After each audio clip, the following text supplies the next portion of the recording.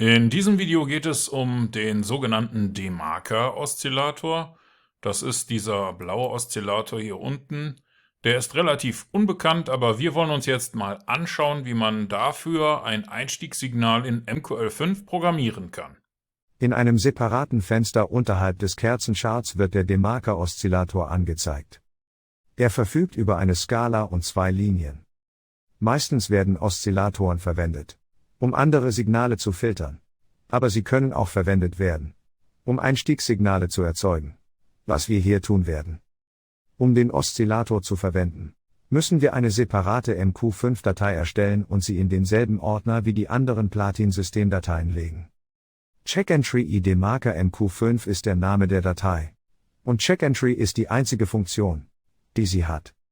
Sie findet heraus, was unser Einstiegssignal ist und sendet diese Information zurück an das Hauptmodul. Wir wollen eine Textvariable für das berechnete Signal erstellen. Aber wir werden ihr noch keinen Wert geben. Denn das werden wir später herausfinden. Wir brauchen ein Preisarray. Bitte wählen Sie den passenden Typ, da er Werte vom Typ Fließkommazahlen aufnehmen kann. MQL5 enthält eine Funktion namens IDeMarker, die wir verwenden können, um unseren Oszillator zu definieren. Es müssen ein paar Parameter eingestellt werden. Der erste Parameter ist das Symbol des Charts. Die Periode des Charts ist der zweite Parameter. Und der letzte Parameter wird für die Anzahl der Kerzen verwendet, die wir für unsere Berechnung verwenden möchten. Wenn Sie den DeMarker-Oszillator auf eines Ihrer Charts ziehen, werden Sie diese Werte ebenfalls sehen. Jetzt verwenden wir ArraySetterSeries, um das Array, das wir erstellt haben, von der aktuellen Kerze 0 abwärts zu sortieren. Mit Copybuffer fügen wir Daten in das Array ein. Wir tun dies gemäß unserer Definition von oben und berechnen Werte für den Puffer 0, beginnend mit der aktuellen Kerze 0 und den nächsten 3 Kerzen.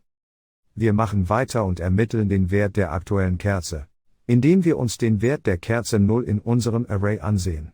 Mit Normalized Double können wir den Wert so formatieren, dass 3 Ziffern hinter dem Punkt angezeigt werden. Um herauszufinden, wann wir kaufen sollten, suchen wir nach einem Wert, der unterhalb der unteren Linie liegt. Das wäre dann der Fall, wenn er unter 0,3 liegt. Es wäre also ein Kaufsignal. Und wenn das der Fall ist, geben wir unser Signal mit dem Wort kaufen.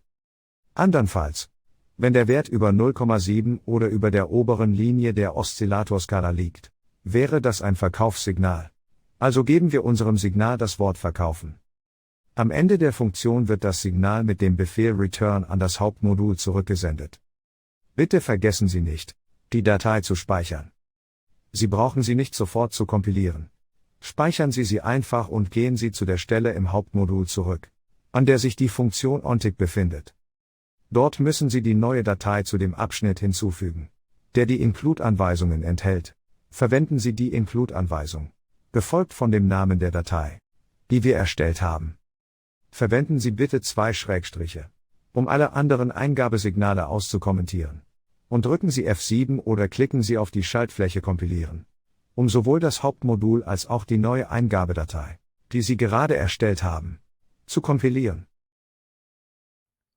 Okay, Sie sollten jetzt eine funktionsfähige Version des DeMarker-Oszillators haben, mit der Sie sowohl Signale als auch Filter erstellen können.